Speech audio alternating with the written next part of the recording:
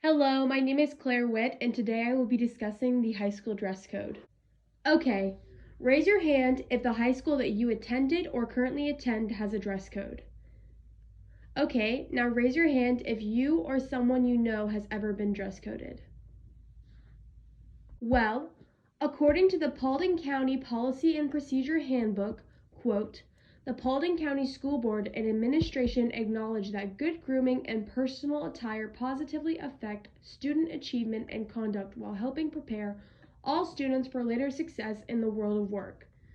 This dress code was developed through the direction of the superintendent and with the cooperation of parents, students, teachers, and administrators. This dress code is designed to reduce the likelihood of distraction or disruption and to maintain an academic focus in the classroom and on campus. The administration reserves the right to determine if items of clothing are too casual, too revealing, or too distracting for school dress. Some of the restrictions of the Paulding County High School dress code includes covered shoulders as well as shorts and skirts being 5 inches from the top of the kneecap, as measured by a ruler or the width of a 3x5 index card. Other restrictions include no exposed midriffs or shirt tails being above the waistline. Some more specific examples of these distractive and disruptive clothing items that are not allowed to be worn within Paulding County high schools includes pajama pants, sleeveless shirts, and deep scooped necklines. So, the school systems think that what we wear as students will disrupt our peers' learning environments and distract them from their academic success. But this is hardly the case. What students wear is entirely their business and should be what they are comfortable in, not what our school systems deem as not distracting to the learning environment. Now, we can find a lot of controversial information and thought-provoking stories about high school dress code within the news and media. For example, there was a viral news story about a high school in Florida that photoshopped 30 female students' yearbook pictures to follow the dress code regulations of the school. Riley O'Keefe was the first student to post about the photoshopping of her yearbook picture on social media and was what sparked the story going viral. The photos that were photoshopped were the same photos, but the female's breasts were covered if they were shown in the photo in any way.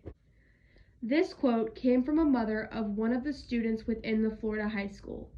Quote, I think it sends the message that our girls should be ashamed of their growing bodies. And I think that's a horrible message to send out to these young girls that are going through these changes. Quote, Adrienne Bartlett, mother of a student at the school. So how should a high school girl feel when their school tells them that their outfits are too revealing and distracting to others? It is entirely wrong for school administration to tell female students that what they feel comfortable in is not okay to wear. By implementing a dress code, it can be detrimental to teenage girls' confidence when a place that is supposed to feel safe involves figures that tell them to cover their skin. Another example of dress code in the media is this TikTok video that went viral. There is a female and male student who dress very similarly to test their high school dress code. The female student was written up and essentially dress coded while the male student faced no punishment. This is a perfect example of a first-hand experience with the sexism within the dress code. From my personal experience, I decided to take a survey of 50 high school students that I know.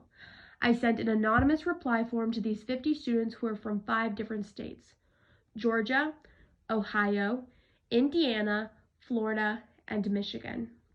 20% of these students were freshmen, 22% of these students were sophomores, 34% of these students were juniors, and 24% seniors. 96% of these students currently have a dress code at their high schools. 78% of the students voted that their dress code is sexist towards female students. 22% voted that their dress code is not biased to either gender. And 0% voted that it is sexist towards male students. For the final question, the students were asked if they agreed with their dress code.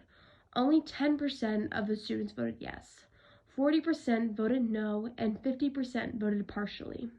So, from these results, current-day high schoolers from different states and schools include majority vote of their high school dress codes being sexist towards females and only 10% of the students agreeing with their high school dress code.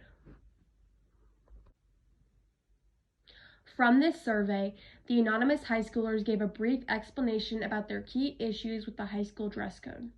These explanations included the following, quote, "As time goes on, style and fashion changes, and so should the dress code." Quote, "This stood out to me because it really puts an emphasis on how archaic and outdated the dress code is, and that our schools should not be telling students to move backwards in time where we are free to express ourselves through ways such as fashion."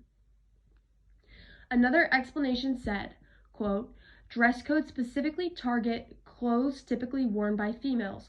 Quote, "This is just another piece of evidence that shows the issue that dress code is entirely biased towards females."